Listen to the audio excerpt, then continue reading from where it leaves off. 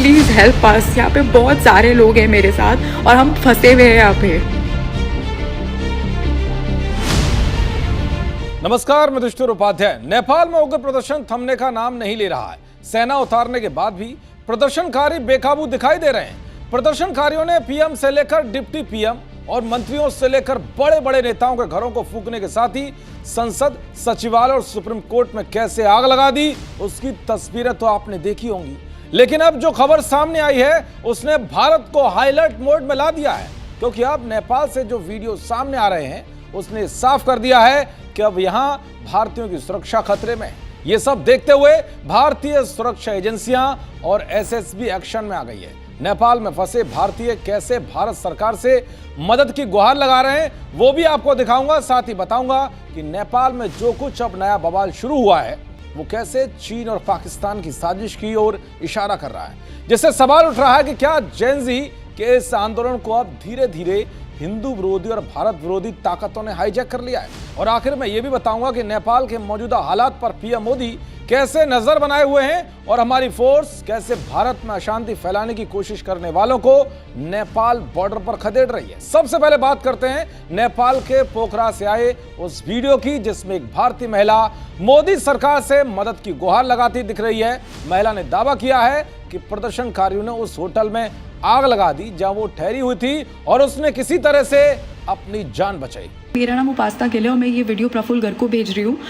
मैं Indian embassy से request करती हूँ कि वो प्लीज़ हमारी हेल्प करे। जितने लोग हमारी हेल्प कर सकते हैं प्लीज़ हेल्प करें। मैं यहाँ पोखरा नेपाल में फंसी हुई हूँ। मैं यहाँ पे एक वॉलीबॉल लीग होस्ट करने आई थी और अभी फ़िलहाल हमारा जो होटल है जहाँ पे मैं रुकी थी वो जला दिया गया है। मेरा सारा लगेज, मेरा सारा सामान मेरे रूम में था और वो होटल को पूरा जला दिया।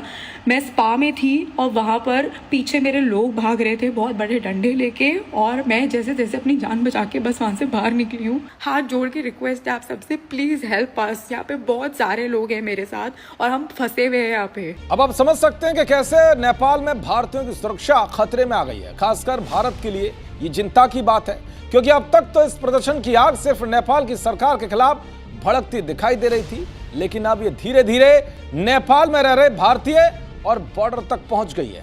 एक दिन पहले ही नेपाल से आए आंदोलनकारी आगजनी करते हुए बिहार के गलगलिया सीमा क्षेत्र तक पहुंच गए थे, जिन्हें हमारे एसएसबी जवानों ने खदेड़ दिया था। तो वहीं सैकड़ों खूंखार अपराधी नेपाल की जेल तोड़कर भाग रहे हैं। ऐसे ही 4 कैदियों को आज एसएसबी की टीम ने भारत नेपाल बॉर्डर से गिरफ्तार किया है।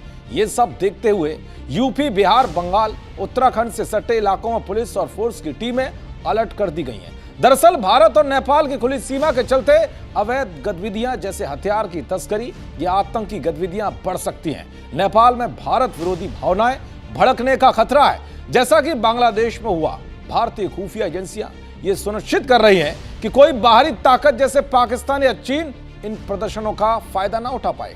भारत में कुछ विपक्षी दल, छात्र संगठन और सिविल सोसाइटी समूह नेपाल की घटनाओं से प्रेरित हो सकते हैं। खुफिया एजेंसियां इन समूह पर भी नजर रख रही हैं ताकि भारत में कोई अशांति ना फैले, क्योंकि 31 अगस्त को जनकपुर धाम में गणेश मूर्ति विसर्जन यात्रा के दौरान कुछ कट्टरपंथियों ने भक्तों पर लाठी और पत्थरों से हमला कर दिया था। भारत सरकार और खुफिया एजेंसियां नेपाल की स्थिति को लेकर बहुत सतर्क है। बलरामपुर और बहराइच जैसे सीमावर्ती इलाकों में एसएसबी और पुलिस की गश्त बढ़ा दी गई है। ड्रोन और सीसीटीवी से निगरानी की जा रही है। भारत ये सुनिश्चित करना चाहता है कि नेपाल की अशांति का असर उसकी सुरक्षा और स्थिरता पर ना पड़े। तो भाई पीएम मोदी ने नेपाल की स्थिति को दिल दहला देने वाला बताया और लोगों की मौत पर दुख जताया। पीएम मोदी ने कहा कि नेपाल में हिंसा और कई युवाओं की मौत से मेरा दिल बहुत दुखी है। नेपाल की स्थिति और शांति बहुत जरूरी है।